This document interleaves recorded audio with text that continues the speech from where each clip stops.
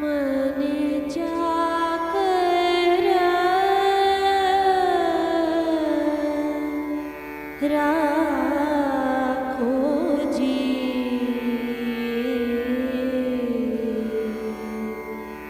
गिरधारी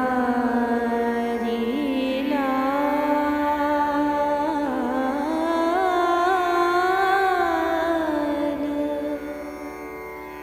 मन जाकर राखो जी।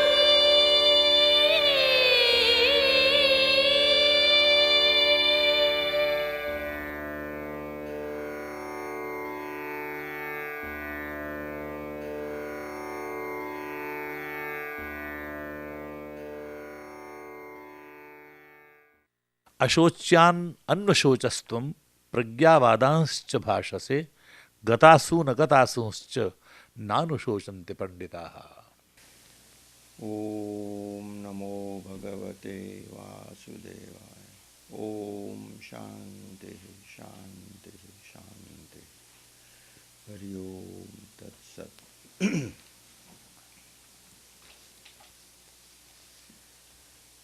Now we are going to move on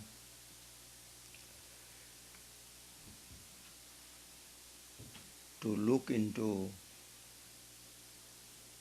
the reason or the causes of this confusion, arguments, depression, suffering and unhappiness in life that Arjuna is going through. So it is a subject of our heart. So let's take it to heart that sooner or later, someday we will be facing this situation where someday we lose our beloved in accident or through disease or whatever it is in this world. We expect unexpected things. Whether we expect or not, we do get them, and so it will be better to be prepared for it. Arjuna apparently was not prepared, but one fortunate thing was that when he surrendered to Sri Krishna Bhagavan, he had thought about it, that he may have a problem and he will need this guidance. Now Sri Krishna Bhagavan is smiling. What does it mean by smiling when somebody is so confused and in a pathetic situation, and child is such a great man? Well, what it means that Sri Krishna Bhagavan kept his cool. I think that is what we need to do. Keep your cool. Particularly when we have problems, we instead of listening and trying to solve, we get more excited, we get more angry, we raise our voices, and we just lose more control over the situation because we don't keep cool. So I think that we have to learn to keep cool, and I know that it is easy to say than to do it, but then this is the battle. This is the inner battle we have to go through. Someday we might be hurt, we may be wounded. In other words, we may again be angry and raise our voice. That means we are wounded in the battle, we have lost the battle almost by raising our voice, by getting angry. The minute you get angry for any reason whatsoever, whether you are right or wrong does not matter, whether the other party is right or wrong does not matter. If you are angry, you have lost the battle. So, truth, and if you are right, there is no need for you to get upset or to shout. You can keep your peace because truth itself is its own proof and defender and a winner. Is going to win. No matter how much Ravan shouts, how much Duryodhan shouts, they are not going to be the winner. Ramchandraji was very cool, and Shri Krishna right now is keeping his cool. And we should try to keep our cool. This is what we want to learn. We are all told that you are my children, says God, and you just follow me. You do what I say. Just like mother would tell the child that you just do what I am telling you to do. Rather, she should say, you follow what I do and not what I tell you to do. Shri Krishna Bhagavan has practiced whatever he is preaching. His very life is what he is going to speak. Nobody is going to listen to you just because you read books, your bookish knowledge. Everybody has bookish knowledge, and it can see very easily. Other person can see whether you are bookish or whether you are talking from experience. And so, try not to be too bookish. If you have experience, then speak about it, or else you are wasting your time. At the most, you can say, well, I have read in the book, but I don't have experience. At least be honest to that degree so that God listens that you are at least truthful. And then that truth may have some effect, but if you pretend that, well, that is your knowledge while you have borrowed from somebody else, then I think that is hypocrisy, which God doesn't like. But the main thing is to keep cool. And we will have a lot of circumstances, we lose our cool, police give us a ticket on the highway, the car doesn't run, on the job things don't turn out the way we want, we don't get the grades we like, our team does not win. Situations time and time again comes where we will have to battle these feelings that we have, this prejudgment we have that this guy should win or this way should happen, but it doesn't happen that way, and that means we have more occasion to keep cool in our life than we think. And this is how we are losing a lot of our energy during the day by getting upset, angry, or depressed, and then we start arguing and lose time. We should not do that. Sri Krishna Bhagavan is keeping cool, and now he is going to say this. Sri Bhagavan Uvacha. In other words, now Bhagavan is saying, Bhagavan is the Lord himself, and this is slok number 11, that he is going to start his explanation of our misunderstanding, our ignorance, our confusion, and our illusion in life. So this is very important that we get to the root of the whole thing. Ashocyan अन्वशोचा त्वं प्रज्ञावादांश्च भाषसे गतासुन अगतासुन च न अनुशोचन्ति पंडिताः. Now, Sri Krishna Bhagavan did not go into the details of what he taught. We simply want to give in nutshell what he has said. An important thing is to show the solution rather than keep discussing the disease. We need to find the solution. So Sri Krishna Bhagavan right away makes him aware, sort of admonishes him again too, by saying that you have been mourning, you are sorrowful for those who should not be mourned.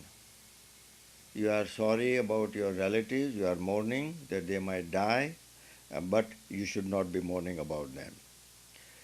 But you are also speaking at the same time some words of wisdom. And he spoke the words of wisdom in the first chapter, sloks 35 to 44. If you will go back and read your book if you have, or go back to those episodes in which he had mentioned about the violence, or rather that we will go to hell if we kill people, that the women will become corrupt, that our religious rights will be missing, and in so doing our own ancestors will suffer. That is what he has heard. He does not know about it. It is a knowledge that is inexperienced. Somebody said and he believed. But all this wisdom that he spoke is what Sri Krishna Bhagavan is now referring. That you seem to be talking wisdom. In other words, there are other foolish people in the world who might think that what you are talking is wise and correct, and that we should follow that course. But that is not wisdom. So, while you speak the words of wisdom, and while you are mourning for those whom you should not mourn, the wise people, the truly wise, do not mourn for the living or for those who are dead. Now, this is a big statement. We haven't found almost anybody in this world who do not mourn, who are not sorrowful, who don't get depressed when our beloved person, whether it is our wife, husband, or daughter, son, father, mother, friends. Mourning is always there. And Sri Krishna Bhagavan tells straight away that there is no cause in this world at any time to mourn. Whatever happens according to the law. It is under my supervision. It is done properly according to justice. You do not know the past, what is the reason and why it is happening. So I am the ruler. I know what is happening. I am all knowing and you know nothing about it. You are a child. You only see in the front of you just like a candy. Then you think that the whole world is chocolate. That is all you think about. You cannot think about the past or the future. But I know. And therefore I am telling you that do not mourn for the dead who are already gone or those who are yet to go. In other words, he is also saying that all of us are going to pass away. We all are going to die.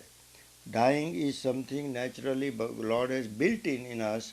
The whole creation has this cycle like a brand new car, then you use for 10 years, it goes to the junkyard, we reprocess. I think nowadays we know about reprocessing quite a bit since we have messed up the environment.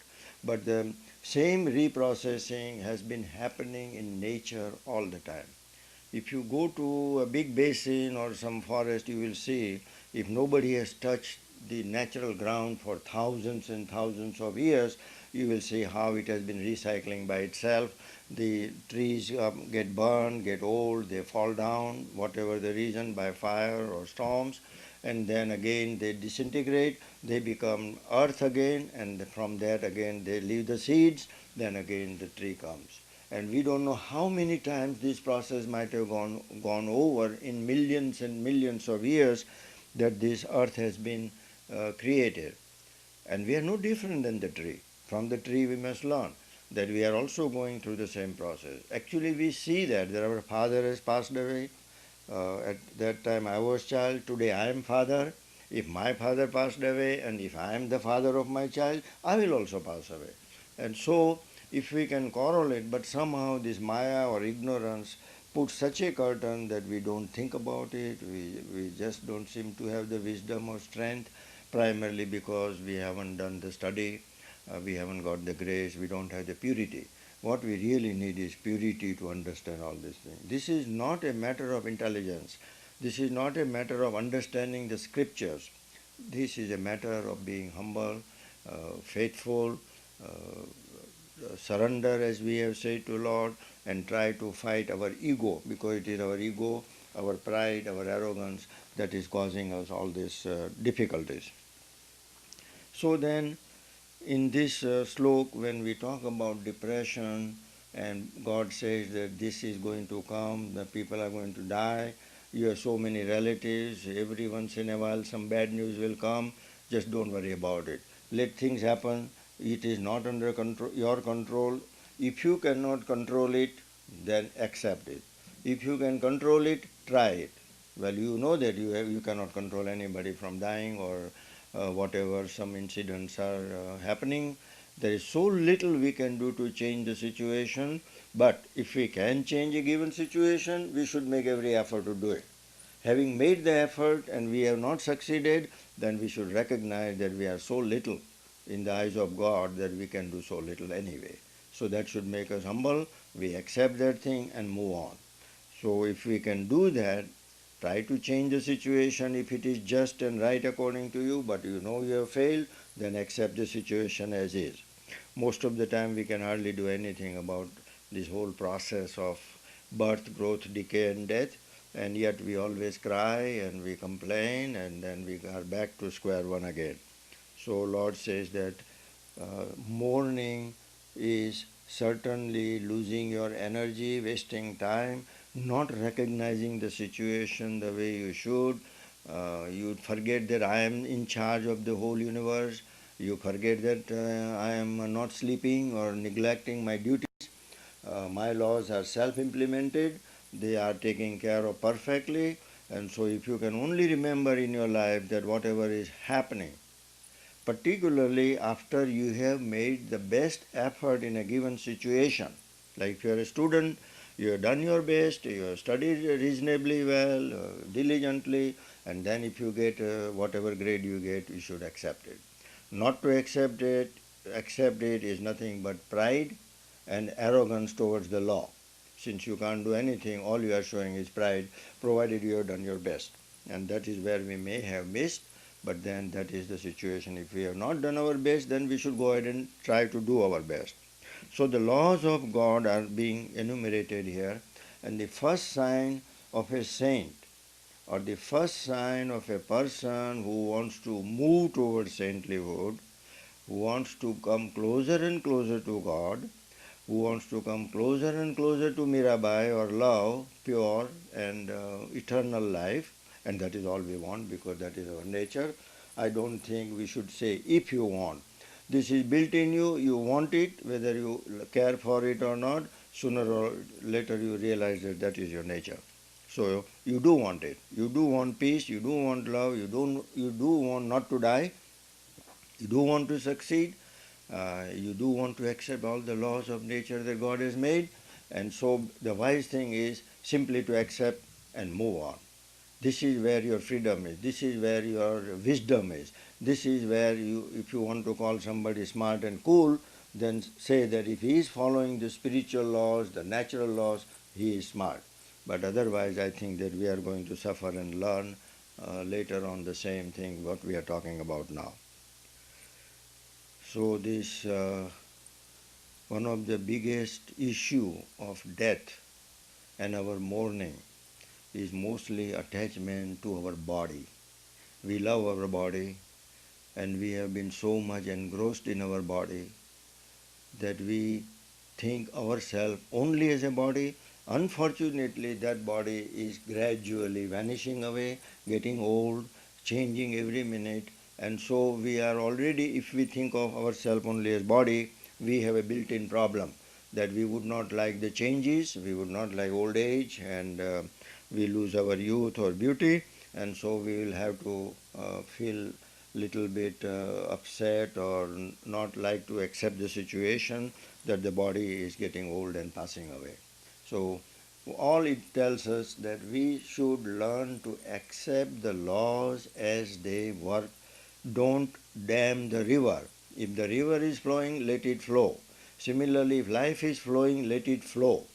Let us not try to pretend to be young at say 80 years old, and let us not try to pretend to be old at the age of 20, which rarely we do, but people may want to do that. Just flow with the life as God has given us according to the law. Because, as I always say, are we wiser than God? Who has made us, who has made this creation? If we are wiser than God, then you go ahead and do it. Only a man full of pride like Ravan or Duryodhan will say that. I don't think any humble man will say he is wiser than God. And if he is not, then certainly we should follow the man who is wise or who is our leader. And God is our leader.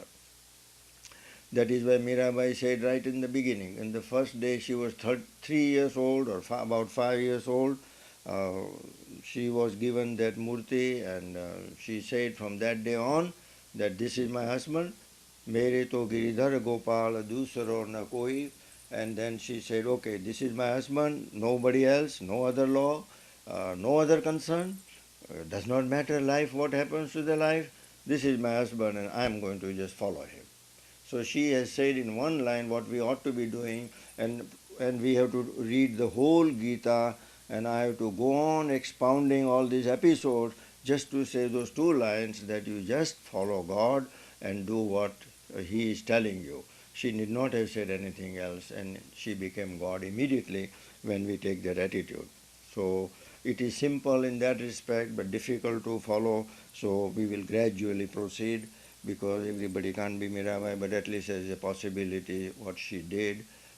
We may do it gradually, maybe this life, maybe next life, maybe after 10 million lives. But we will all come to that conclusion. So, first of all, mourning for anything, feeling sorry for anything is in itself pathetic. So don't think that when you cry it is something wise or something, but you are rather wasting time. Mourning has no room in our life. That much life you have lost, or that much time you have really lost. And yet we do it all the time. We remember our beloved for years and years. I know a mother who had lost her son who was 20 years old. I think he had just passed his intermediate, and they went to Jatra, what we call pilgrimage in Ganges in near Banaras. And they were crossing the river and the boat turned upside down. Most of them were saved except this young boy. He was one of the 6 or 7 sons he had, but he never showed up. He died. He was one of the closest to her. Of course, to mother, every son is closest. We feel more close when he's gone.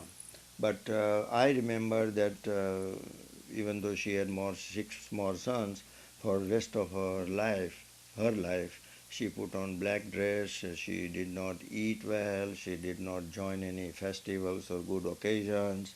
Her very presence would remind us of those days when he was drowned, and she reminds us that she is in sorrow. Now, God would not expect her to be so, and then reminding others also about the sorrowful incident that happened. It happened, it happened. We have to be over with. But of course, as I say, mother's attachment for the son, our attachment to our own relatives, we do the same thing. I don't think that she used wisdom. She did not know Gita. If she had read this slok that God is telling not to mourn, what has happened, then she would have been more cheerful, then she would have encouraged other people, she would have taken advantage of other good occasions, and even have given the message that even if this happens, drowning and all, we should move on. However, she being ignorant, she just continue her ignorance until life, and yet one of the worst thing is they think that this is out of love. They think that, oh, I loved my son so much that I am still remembering him. So in this Maya, we are always doing opposite to what we should be doing, and yet we think that that was the wisest thing to do. People will say, oh, how much she loved her son that she is even today sorrowing. And this is what we have found, that we encourage sometimes, or if not encourage, we sympathize when people are sorrowing for years and years after the incident has happened. It will be very wise to forget and remember. You can just tell that in Gita I have heard, and this is what Lord has said, and so I am not sorrowing. I sympathize. If I have something to do, like somebody died, and if they need any help, like if she has, supposing a woman died and her son needs education or daughter needs education or support, I certainly will do it. I will certainly do all I can to help the person, but I am not going to be sorrowing, because sorrowing means I have lost my energy, my time. I am supposed to earn, be upbeat. I have got so many other duties to do, and all these duties I am missing out. So I am doing one fault over the other, double fault, triple fault, and that way we are just ruining our life. So don't sympathize with the wrong things. Have Gita as your guidance or your map, and try your best, of course, in a very humble way. We don't want to be arrogant, of course, and we cannot bluntly say when somebody has passed away that you are stupid to cry, but listen carefully, and whenever you get first opportunity, when things are a little better, when the person will listen, we hope Arjun is going to listen now. He is depressed, somebody is depressed. Give them chance to recoup little bit so that they will understand your love, and always speak about Gita. Say that Gita says so, Lord says so. Try not to say that you are saying, because people don't have faith in people talking to each other. Primarily, I think that is true. Because if I go and help somebody when somebody has passed away and their relatives, when my mother passes away, I am worse than they are, and yet I go and try to bless them and encourage them, so they know that this is all hocus pocus, it is just temporary or superfluous. It means nothing. Actually, only the saints can help you, because they really believe and do what they say. We don't. We just say that there is nothing to cry, but as soon as my mother dies or my daughter dies, then I will be the worse than them. So I went and told them not to cry, and then when my occasion comes, then that fellow will come and help me, say, don't cry, don't cry. So one ass cannot help the another ass, they are only kicking each other. And so we should go to the people who are wise, who can help us, who can uplift us, and yet we don't find them. We always run around the friends who are sometimes worse than we are even. This is the world, this is the Maya, so try to be vigilant. I think I have heard that in Poland, one of my friends told me that when somebody passes away in their family, they have festival. They get everybody together like we have Janmashtami or Diwali, festival of lights. When somebody passed away, they have a festival. And I say, how come you guys have a festival when somebody passes away? We cry when we sometimes even hire people to cry. We are so pretentious. We want to show to the world that we are sorry somebody died and we want the whole world to know how much we loved them. Oh, he said, that's nonsense. I said, what do you mean? Then he says, we have learned from India that in Indian scriptures it is said that you need not die when somebody passes away. And we have adopted that because we have some Indians who came to our country and they have told us this message and we have adopted this message. And here I was from India and I did not know that they are celebrating the death, which God is indirectly saying it is good, celebrate the car that is going to junkyard. Because why? We are going to get a new car. There is no point in crying about the old car which is done and dead. But unfortunately, we don't make good use of the car during the period, so we don't make good use of the life. If we had made the right use of this body, we would really have no occasion to be sorry. As a matter of fact, we will be very happy that we are leaving this world. We don't have to be happy when we are leaving the world. We don't have to be happy because we are here. Just do what you are supposed to do and accept the situation that we are going to face. If we have to go, wonderful. If we have to stay here, wonderful. Just make the best of it. And that is what God wants. If you don't like to go, that is bad news. That means you are attached. If you like to stay here, again you are attached. There is something wrong with us. So the principle of accepting the way life is flowing is the greatest wisdom we can learn. And I hope that they are teaching us in college. I don't think I learned this in the college. I went to Berkeley. I had Dr. Einstein as my professor and advisor, and I don't think that I ever learned. I went home after 5 years, and my father taught me that I had all these gadgets I had bought from America and I wanted to give him. And he looked at me as if I was stupid, and he was wondering what I have learned, which I found out later on that he was right. He was right. He was right. I had not learned the humility. I think that they ingrained in me that I am from Berkeley. University of Berkeley is one of the highest schools, the best school in the world. And then I have such professors. So when they nurture this pride in us, only those who love Gita, who really practice, who have simple life, they can teach us. And I was really ashamed, and I just had to start cooling off very fast and then do what he had told me to do, that start helping the poor first instead of helping your own passions and desires. But that's beside the point. That was a good advice. I would also like to recommend to young people the same thing, that I don't mind you enjoy your life, but be within reasons. Have your needs and limitations. Needs should not be unlimited. And then whatever is left, or you have additional energy or money or wisdom, try to help those who are poor, because this world is full of people who needs help. That is what Gita is trying to teach. We are learning about Atma, we are learning about God and body, but we want to be very careful that we understand how to apply these principles in life. So principle number 1 is not to worry about those who are dead, not to worry about those who are yet to die. This is a flow that is going to come. Let us not waste a single moment of this most valuable life. We want to enjoy life. We want to help others to enjoy life.